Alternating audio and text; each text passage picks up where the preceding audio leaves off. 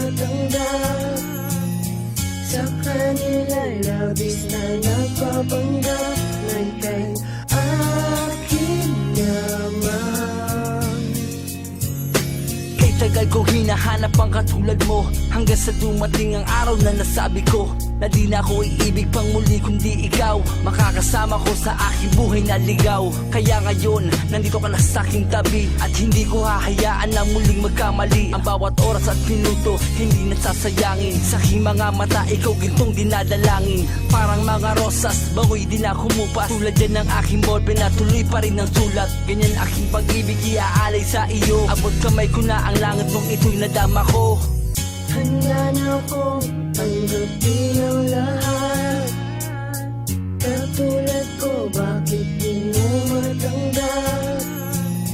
Sa kanila'y labis na nagpapanggap na ika'y akin naman.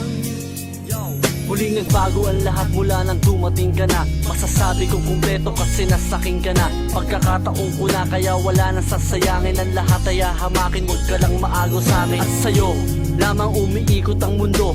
Ikaw ang dahilan at binago mo ako. Darating ka pala nang di ko inaasahan. Ikaw palang magbibigay sa'kin ng kasiyahan. Tayong dalawa'y tinakda at ikaw ang kapalaran. Salamat sa taas kasi natupad ang kahilingan na matagpuan ko na ang babae para sa'kin na magsisilbing lakas. Ang lahat ay kakayanin. Handa na akong tanggapin ang lahat. Katulad ko, bakit di mo matanggap? Sa kanila'y labis na nagpapanggap na ika'y akin naman.